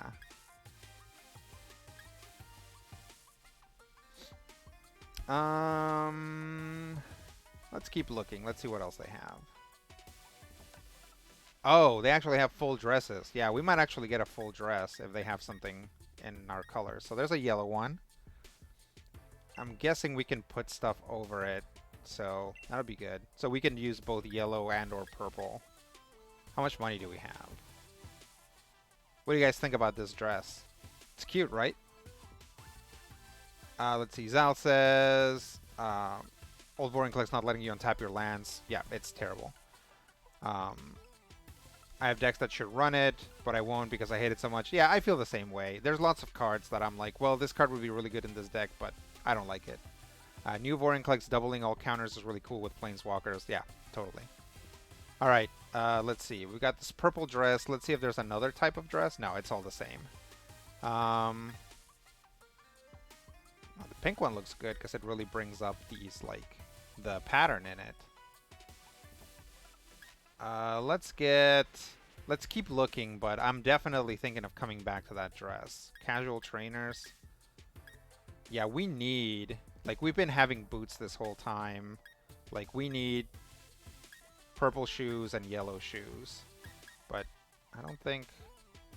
Okay, they have purple and they have yellow, so okay. Backpacks.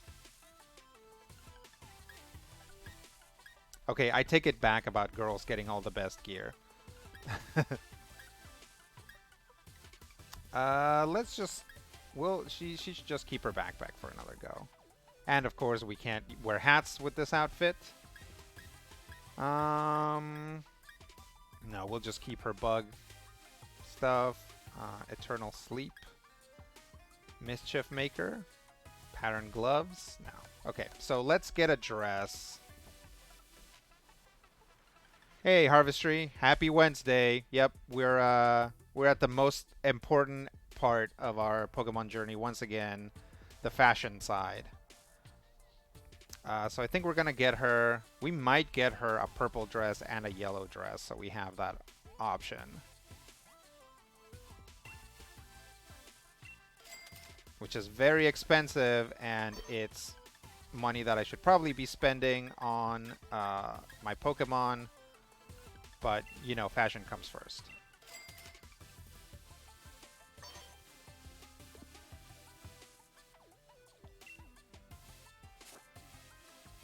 Oh, I wanted to buy shoes, too. Let's buy shoes as well. Let's see if I have enough to buy shoes.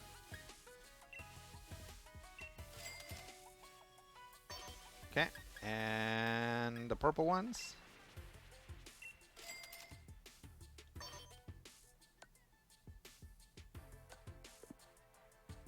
Done shopping for now, yeah.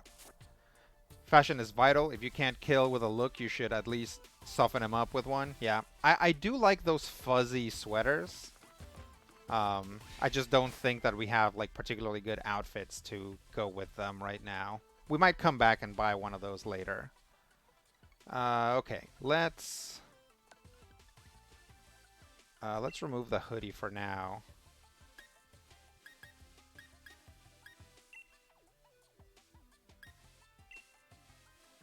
Oh, that's the original thing.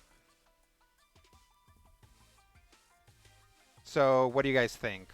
Purple hoodie, yellow dress, or... Oh, wait. Dresses are over here.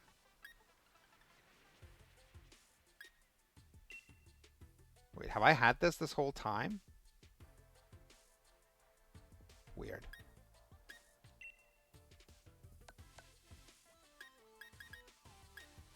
What do you guys think? Purple dress with yellow hoodie or yellow hoodie and purple dress? No. Those are both the same thing. Purple dress with yellow hoodie or yellow dress with purple hoodie. What do you think? Let me see my socks. Do I have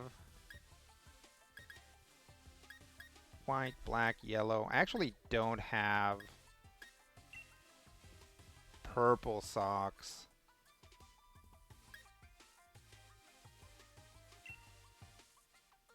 But we can incorporate a little bit of white or black into the outfit. That would be okay.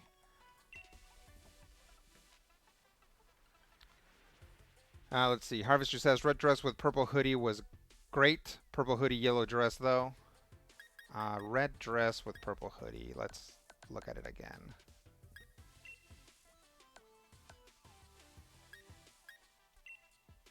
Like this?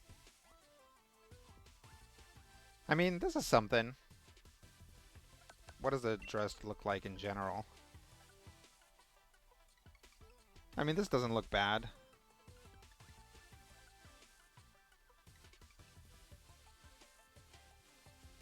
I'm gonna think about this dress for a while, but we just bought the other two, so let's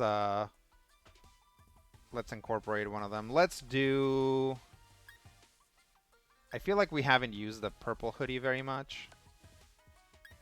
I might be wrong about that. So let's do yellow dress, purple hoodie, yellow socks, purple shoes. And we'll go with this for one. Yep, not the aesthetic, but a solid one. Yeah, it looks good. All right.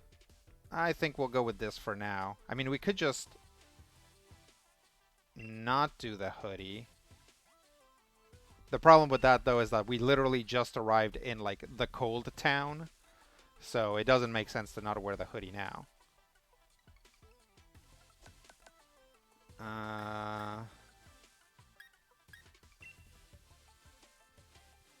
Nope.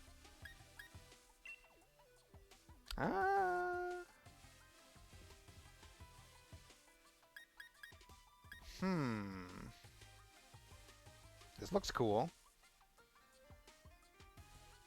Yeah, that looks funky. That's a funky look. Let's do the casual yellow trainers on these socks. Or maybe we should stick with purple? Some purple on purple. I'm working on some beef stew while tuning in, so I'm a little slow to respond. Oh, that's fun. It's fine. Yeah, let's do this. Sal says, Woot, just got my B-Day money. Time to spend $20 on packs. Yeah, go for it. Tell me if you get anything decent. Would you like to go with this look? Yeah, let's try this. Let's try this for a little while. See how that feels. Yeah. Let's go. Again, I feel like at some point, Petunia is going to have like a very, very drastic change of appearance, right? Like, but nothing has really happened in the story to like really like make us think that. You know, as we all know, because this game's been out forever and a lot of us have played it.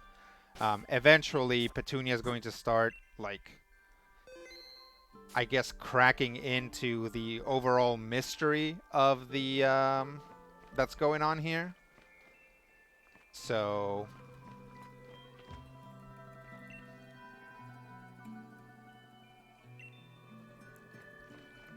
maybe once that happens, and like the first time that is like dun dun dun, she will like get a big makeover.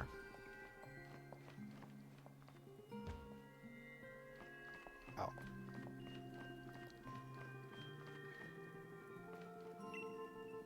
Ice types are the perfect fit for icy towns. Snom is just right at home. Yeah, that's why it's weird when it's a rock type trainer that's here in the other game. I know there are Ice-type Pokemon, but is there such a thing as a Snowman Pokemon? Galarian...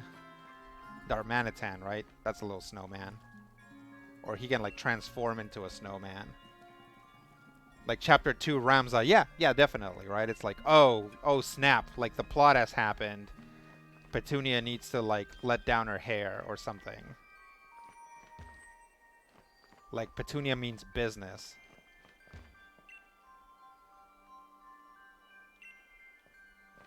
Ice cream in the cold weather. I've done that.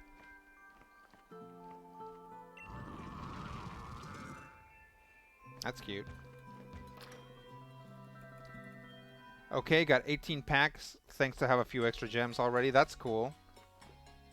Yeah, that should, if nothing else, that'll give you a bunch of wild cards, so that's good. I've seen so many different battles. I've got a good eye for strong trainers and Pokemon. I'm pretty sure you'll get strong. What do you mean, get strong?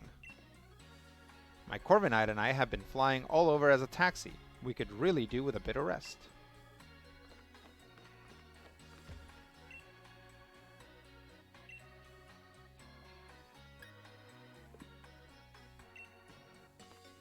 Let's see if we get any Lotto ID.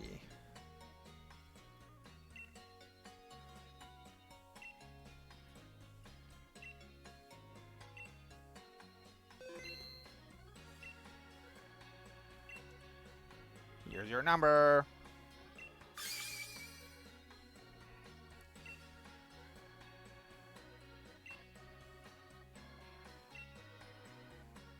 I'll take the Moo Moo Milk. Definitely, when you're playing through the game and you're exploring, like, small healing items are actually a lot more valuable. But, because it's like, camping refuels you a lot, but you have to spend a lot of, you have to spend some amount of resources, right? You have to spend, like, a main ingredient and some berries, and then everybody gets healed. So, yeah, just having some Moo Moo Milk around is actually pretty good. Let's see what this guy's selling. He's probably just selling regular Pokeballs. Can I buy Ultra Balls? Yeah. I'll just get 10 Ultra Balls for now. We don't do a lot of Pokemon catching, so 10 of these should be good. Let me see if there's anything to sell.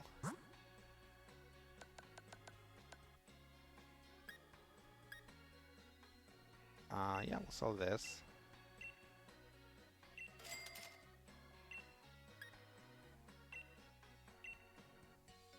Sell the rare bone. Sell the Stardust. Sell the Star Piece. Ooh. Big money. Sell the Big Mushroom. Is there somebody specifically who gives you money for big mushrooms? I don't remember. Berry gathering is less efficient than past games gardening, so it feels like a good resource cost. Yeah, definitely. I'll agree with that. We'll keep this just in case somebody actually gives you something for mushrooms. No thanks. I already cleaned you out, old man. Alright. What am I looking at here?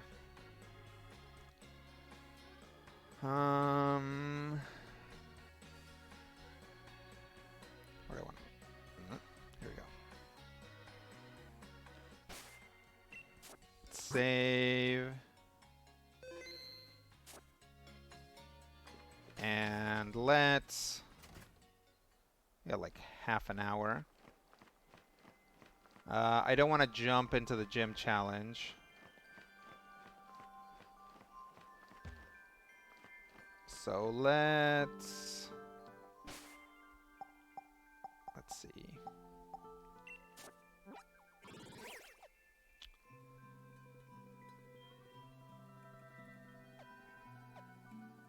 I guess we can go out and... I don't want to get over leveled, so I guess we can try and go do some max raids for a little bit.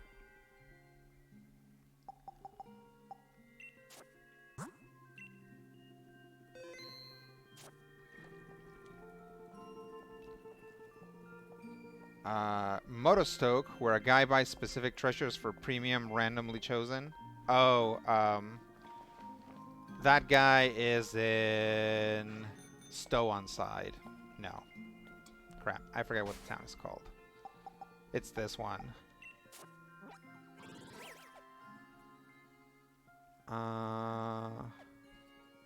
Yeah, Stow-on-Side. Yeah, there's a guy who buys things for a premium there.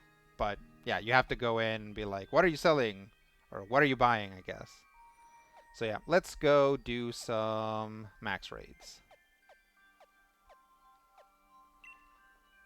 That way we get some resources and we don't level up too high. Because I don't want to, like, out-level the gym.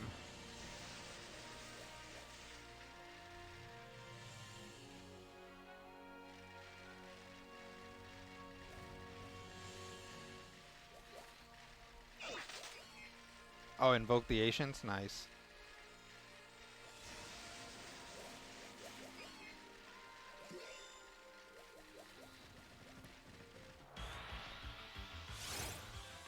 Oh, Lanoon.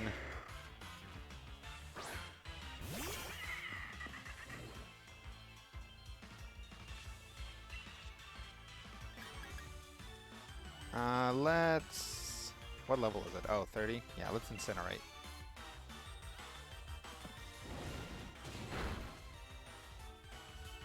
Yeah, I only know that it's in Stow-on-Side, that the premier buying guy is in Stow-on-Side because we just did it. We just went through there. And I definitely went to the Poké Center, sold all my stuff, and then saw that guy. And it's like, oh, you already sold all your stuff. I'm sad. I'm like, guy, you gotta be more on top of this.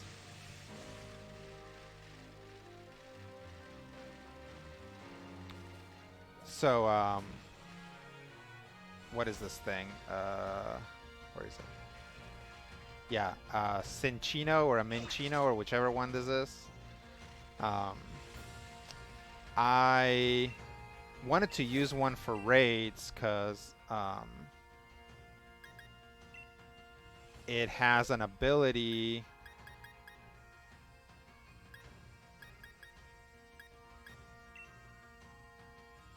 I guess I could use Sargassum for the fire type. It has an ability that means that like multi-attack moves actually like will always do all of their attacks instead of like some of them just fail in the middle. So I got it, and it really doesn't work in max raids. Like the way that the damage system and the shields is set up, it just like really doesn't work except maybe at the very end. So I was like, it was sad because I, trained it up and got it ready and everything, and I'm like, oh, this actually doesn't do what I wanted to.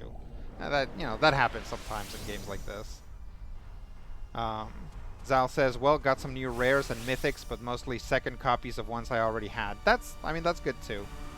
Some good ones though, like another copy of Kaito and Oni Blade. Yeah, that's cool. Let's Dynamax for a Max Geyser. Oops.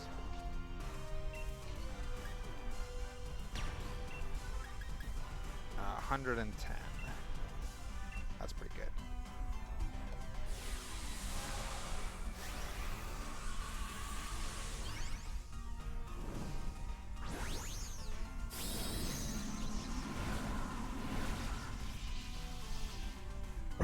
look, you see her hair?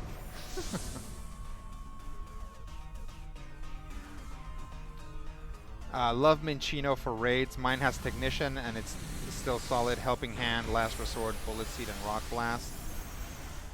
Yeah, I probably... So yeah, that's the deal, is that, like... mine has Bullet Seed too, and actually it has... I want to say I gave it triple axle. Or double axle, or whatever. Which is pretty good. Yeah, you gotta save it till the end. So maybe like Helping Hand the first couple rounds, and then do like Rock Blast or Bullet Seed for the last one. Because you can really get into a thing where like you're sitting there, and of course like the game isn't really well programmed for it. So you always get this like this shot, and then like a truck into Minchino. Doesn't attack, then you go all the way back out, then you go back in, doesn't attack. So it takes forever. And like if you don't do it right with the shields, it doesn't do very much damage. So it's just like you just spend like 1 whole minute watching this attack go off and nothing much happens. Zal says, between this and release day, my wild cards are looking decent again, which is nice. I almost entirely out before Neon Dynasty. I'm always out of rare. I'm always very low on rares, but yeah. I got to open... I basically saved all my money, like all my coins, to buy a bunch of Neon Dynasty packs. So my rares are actually, like, at a reasonable point. Like, if I wanted to build a specific deck with, like, 4 of a particular rare, I could do it, which is kind of all I want. Harvester says, as long as you haven't broken the last piece, the overflow damage can be tight, especially on 4 times weakness. Okay.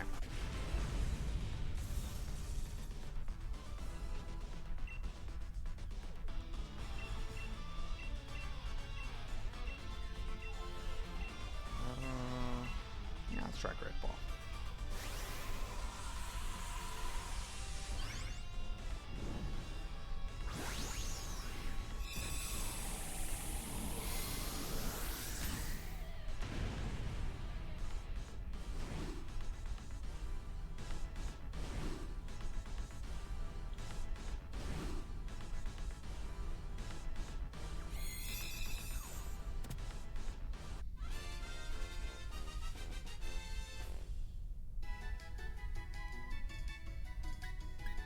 Some XP candy, some rare candy, a big nugget, and some technical records. Oh, I guess I'd never caught a lampant. It lurks in cities, pretending to be a lamp. Once it finds someone whose death is near, it will trail quietly after them. I think at this point, ghost-type Pokemon... Like, they're just doing this on purpose. Right? They're just like, yep, these are horrible monsters.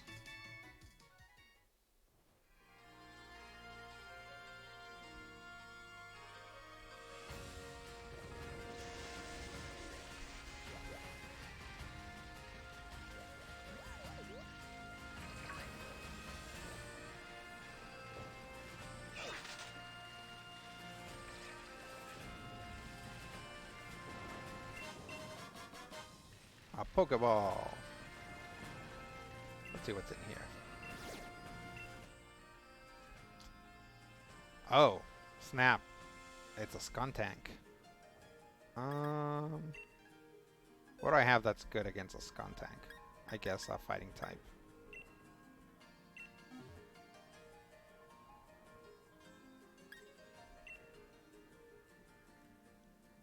It's so rarely worth it to use the Last Resort too, honestly. Normally one attack is tight or Helping Hand is best support. Yeah. Yeah, I have a Milcery that I use. Not a Milcery, a whatever the next one. And I just basically have it use Decorate, and that's all I do the whole fight. I mean, Harvest, I think you've seen it. But yeah, so it's just like, I only pick it when people are coming in with like Zamazentas and Sora Auras or whatever, and it's like, okay, well, this fight is going to go pretty fast, and they're not going to need my damage as much. Like, I wouldn't bring it into a fight where they're like, does poison resist fighting? Alcremie, yeah. Yeah, I have an Alcremie that, like, I mean, it has other abilities. But yeah, all it does is decorate. It's like, yeah, I definitely learned the hard way that you can get into a raid, and I'm like, I'm going to bring my Alcremie in. It's just going to pump up other people. And then you get into it, and the other people just do not have enough damage, right? They just do not deal enough damage to overcome it, and pumping their damage is just not doing much. So it's like, oh yeah, I need to like start having it do some like moon blasts or whatever. Poison resists fighting. You think I would know that, but I didn't. Good to know. Harvester says, I enjoy that I can play support in max raids. Not always worth it, but it's good. Oh yeah. Like, I mean, again, Harvester, you know this. We've literally been on raids together. But other people, I really like max raids because part of what it is showing off your Pokemon. You know, it's like a way that you can like kind of force other people to be like, look at my shinies. Look at these shinies that I spent time gathering, right? And also, you can, yeah, you can make weird Pokemon that help the team in a different way or have different things, right? It's like, I will kind of go in with my Tortonator and not not help out very much by just sitting there and using Shell Trap every turn. But when Shell Trap goes off, it's great.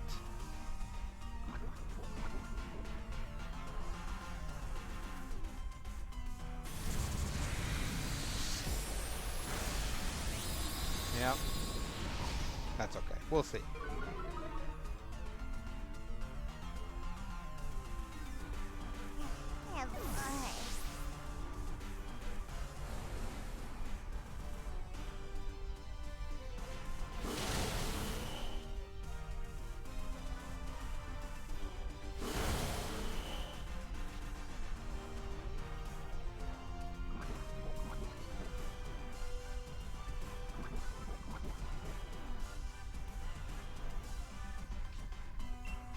Here we go.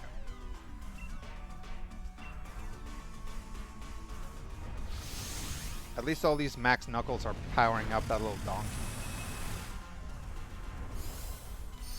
Oh wait, no they're not, because if you hit the shield then the effect doesn't go off. Never mind.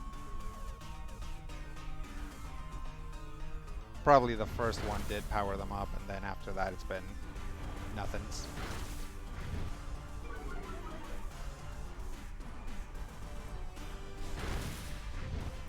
All right.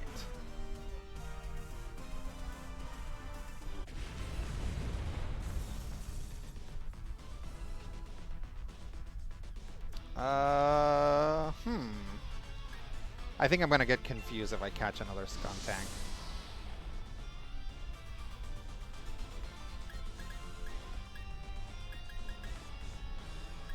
What I should do is see how much, what everybody's Dynamax rating is at.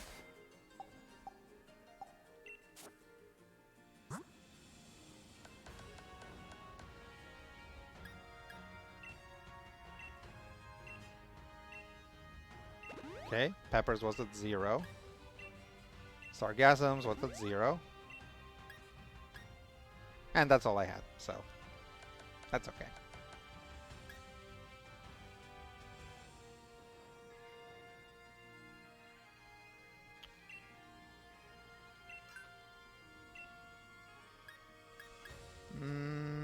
I'll save these for later.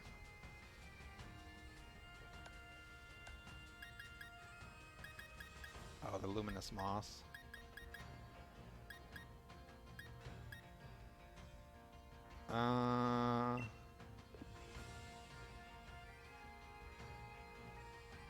How frequent? Does anybody know how frequent like King's Rock actually does anything? I feel like it doesn't actually do the thing very often.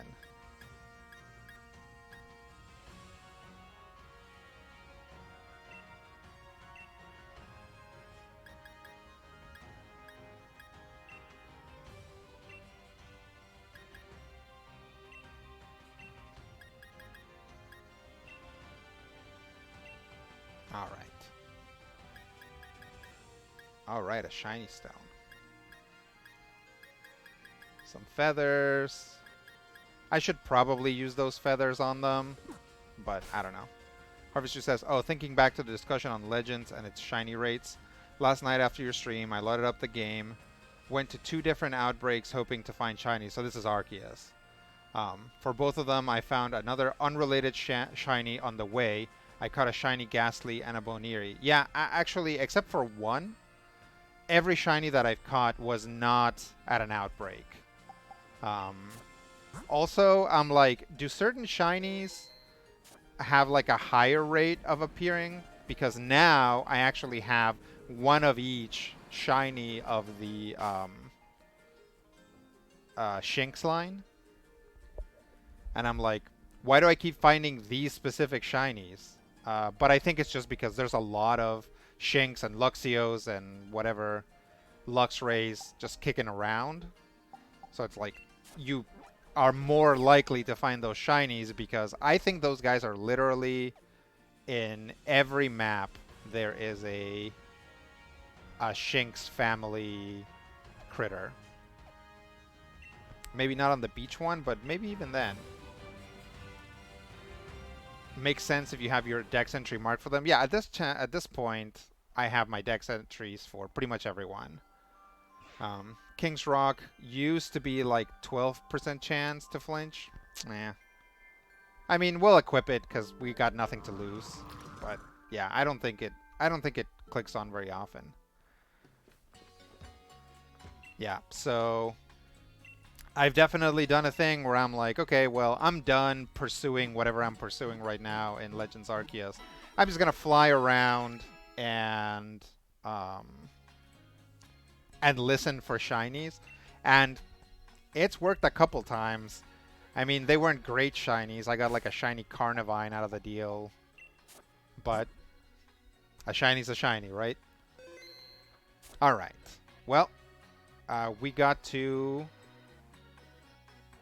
the city, and most importantly, we did some more clothes shopping. So I think we'll wrap the stream here pretty much. Where's my...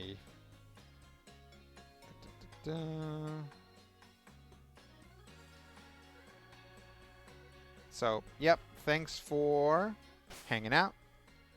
Thanks for playing. Thanks for your support. I really appreciate it. Thanks to our new followers and subscribers. That's extremely helpful to me. Like I said, recently Twitch sent me my very first check. Or, you know, basically made it its very first deposit into my account. So I have you guys to thank for that, obviously. That's really great. The stream is growing. A little bit at a time, but it's growing. Harvester says, nice, I've been vigilant when flying overhead, but nothing spotted so far, only en route to an outbreak. Okay. Yeah, it's, you know, it doesn't always work. And it's very rarely the Pokemon you want anyway. But yes. I really, really appreciate you guys, especially those of you that are, like, making it a point, like setting your calendars or whatever and being like, oh, Rodrigo has a stream now. I'm working very hard to to not miss my Wednesday streams. I think, once again, I'm going to try to do a Thursday very late night stream, right? So it's going to be about midnight Pacific time. But I can't guarantee it because it's going to be after work and who knows what there's going to be to do. So, yeah. But let me see. Once again, let me check to see if there's anyone I can raid. There almost never is. Yeah, again, not anybody that...